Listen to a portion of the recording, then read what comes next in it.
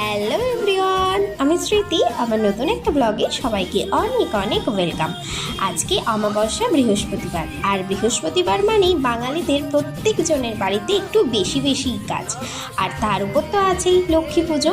আমি তাই একটু সকাল সকাল স্নান করে নিয়েছি, মানে ওই 10টা মতন বাজে, তখন স্নান টান করে রেডি হয়ে নিয়েছি। কোথায় যাব সেটা পরে বলছি, তার আগে চলো একটু ঠাকুর ঘরের কিছু কাজ দেখাই। ঠাকুর ঘরের ভেতরে আলপনাগুলো দিয়ে রেখেছিল, আর আমি বাইরে তুলসী মন্দির আর দোকান ঘরের সামনেটায় আলপনাগুলো দিয়ে দিলাম। ব্রাশে করে আলপনাগুলো একটু ভালোই দিই, কিন্তু ওই হাতে করে আমি সেরকম পারি না। আর প্রতিদিনের মতন গোপালকে তো আমি স্নান করাবো, তাই আমি গোপালকে স্নান করিয়ে নিলাম। ওই যে আগের দিনই বলেছিলাম, ঘি মধু দিয়ে প্রথমে ভালো করে মালিশ করে তারপরে গঙ্গা জল এবং এমনি জল মিশিয়ে গোপালদের স্নান করাই। এই গোপালের কাজগুলো করতে আমার তো ভীষণ ভালো লাগে, আর প্রতিদিন বিভিন্ন রকমের জামা তারপরে এদিক ওদিক করে সাজগোজ করাতে আমার তো ভীষণ ভালো লাগে। তোমাদের কার কার ভালো লাগে এরকম গোপালের সাজগোজ করাতে? এই দেখো গোপালদের মোটামুটি সাজিয়ে দিয়েছি। আর জানো তো, এই বড় গোপালের কানের দুটো না হারিয়ে গেছে, কবে থেকে ভাবছি কিনে আনবো, ভুলেই যাচ্ছি। তারপর তো ওদের খেতেও দিয়ে দিয়েছি। আজকে দিয়েছি বিস্কুট আর চকলেট, বাড়িতে যেদিন যেমন থাকে সেদিন দিই।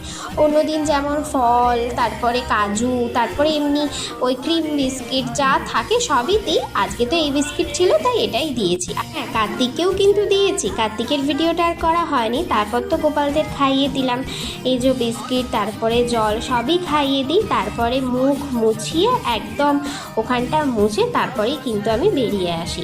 আমার তো পুজো শেষ হয়ে গেল, এরপর চলো রেডি হয়ে নিই। এরপর বলি তোমাদের কোথায় যাব। আমাদের বাড়িতে মা প্রতি অমাবস্যায় ঘোষালে মন্দিরে পুজো করাতে যায়, আর আমাদের কাকিমা যেত ওই উত্তর বাহিনী বড় কালীর মন্দিরে।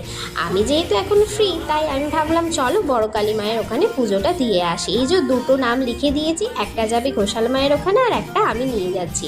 বড়মশাই বললো চলো আমি তোমাকে দিয়ে আসি, আর স্নান টান যেহেতু ওর হয়ে গিয়েছিল তাই ও চলে গেছিলো। এই যে 5 রকমের ফল কিনে নিয়েছি বাজার থেকে। এই যে এখানে মন্দিরে চলেও এসেছি, মন্দিরে তখন পুজো হচ্ছিল। আমার একটু যেতে দেরি হয়েছিল বটে, তবে পুজো অনেকক্ষণ দেখতে পেরেছি।